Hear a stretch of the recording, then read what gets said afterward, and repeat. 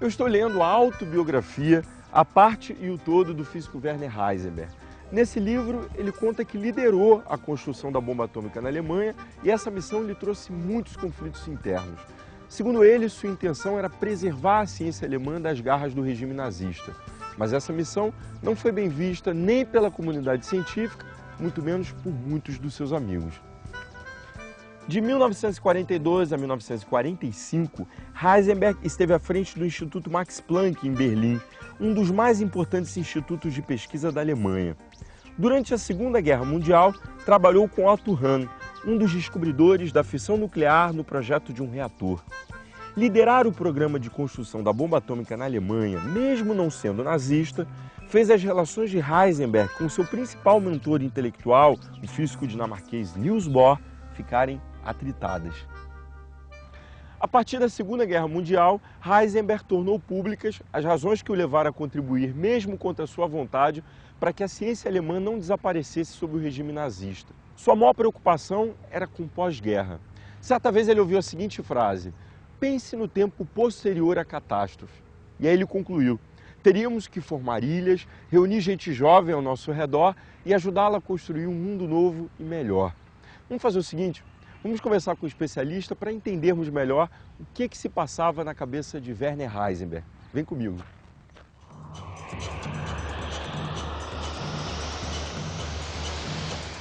Eu vou começar com o professor Antônio Augusto Passos Videira. Ele é filósofo e historiador da ciência da UERJ.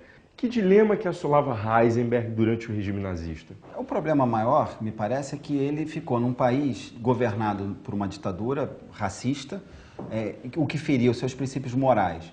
Ele ficou porque ele era profundamente ligado à Alemanha. Ele amava a língua, amava os costumes, a paisagem. Ele sempre se sentiu muito ligado àquele país. Então, por um lado, tinha essa profunda ligação que talvez a maioria das pessoas tem com o seu país natal, com a sua terra natal, mas ao mesmo tempo havia uma outra razão que me parece tão ou mais importante do que essa profunda ligação que ele mantinha com a Alemanha, que é o fato de que ele tinha que pensar no que seria a Alemanha após a guerra. Quer dizer, para muitas pessoas na Alemanha, não diria muitas assim, pelo menos algumas importantes, não me refiro tanto à quantidade, era mais ou menos certo que a Alemanha não teria como ganhar a guerra, né? Uma vez que a Alemanha estava se opondo a muitos países importantes, entre os quais Estados Unidos, França e Inglaterra.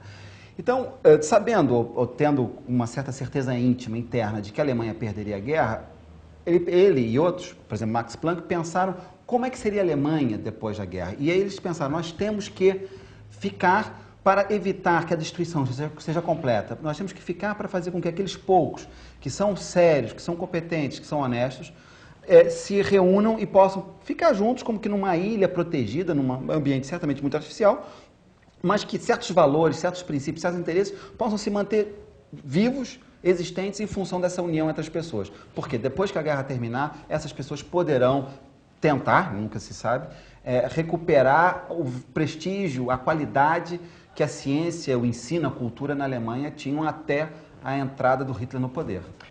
Tem uma polêmica nessa questão toda. Heisenberg queria ou não queria construir a bomba atômica? E aí? Eu diria que não. Eu acho que o Heisenberg, ele certamente, apesar de ser conservador, acho que politicamente, ou seja,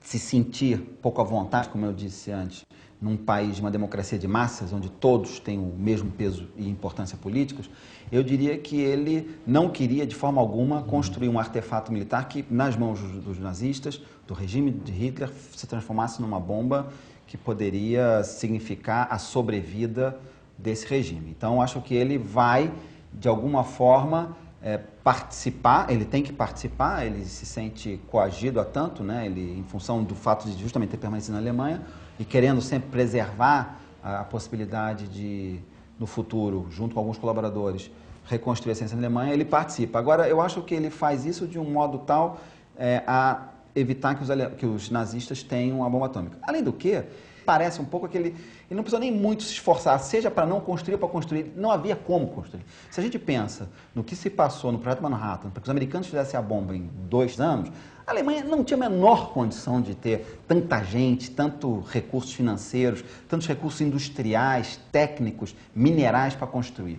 Eu acho que o grande problema do Heisenberg, me parece, é a sua ambiguidade. Quer dizer, vista pelos nossos critérios, né? Que a gente não pode abandonar, são os critérios da nossa época. Quer dizer, havia uma linha tênue, né, entre o profissional e a política. Exatamente, né? exatamente. Com ou sem conflitos, Heisenberg liderou a construção da bomba atômica na Alemanha. Eu vou abrir um parêntese na história do nosso personagem e matar a minha curiosidade e a de muitos leigos em armas nucleares como eu. Mesmo com os acordos de não proliferação, eu acho importante sabermos um pouco mais sobre a famosa bomba. Para construir uma bomba atômica, precisa-se, sobretudo, de material radioativo sujeito à fissão nuclear, ou seja, urânio ou plutônio. É preciso acumular uma certa quantidade da substância num mesmo lugar. Atingida a chamada massa crítica, inicia-se uma irrefreável reação em cadeia. Dependendo do tipo da matéria-prima e do potencial explosivo desejado, são necessários entre 20 e 50 quilos de urânio. No caso do plutônio, bastam de 6 a 8 quilos. A bomba atômica se compõe de um bastão de urânio, o qual deve encaixar-se perfeitamente num cilindro oco, feito do mesmo material. Isolados, nenhum dos dois possui massa crítica, não sendo, portanto, passíveis de explosão. Para que esta ocorra, emprega-se um dispositivo químico de detonação. Este inflama o bastão, a massa crítica é ultrapassada e a bomba explode. Na prática, o empreendimento é bem mais complexo, pois envolve pesquisa, testes exaustivos e domínio das técnicas de detonação. Porém, gente, o passo mais difícil continua sendo conseguir urânio ou plutônio apropriado para construir a bomba.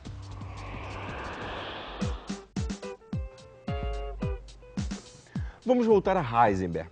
Ele foi preso durante a Segunda Guerra Mundial e foi na cadeia que ele soube da notícia da bomba de Hiroshima no Japão.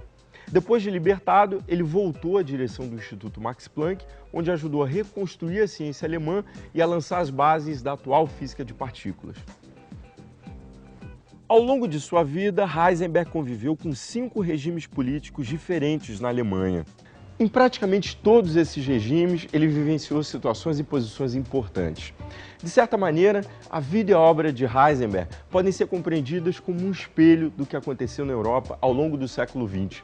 Ele dedicou parte da sua carreira a estudar filosofia para entender melhor o contrassenso que representou a física quântica e, ainda falando um pouco da imagem que construíra para si, ele foi um grande defensor da tradição alemã.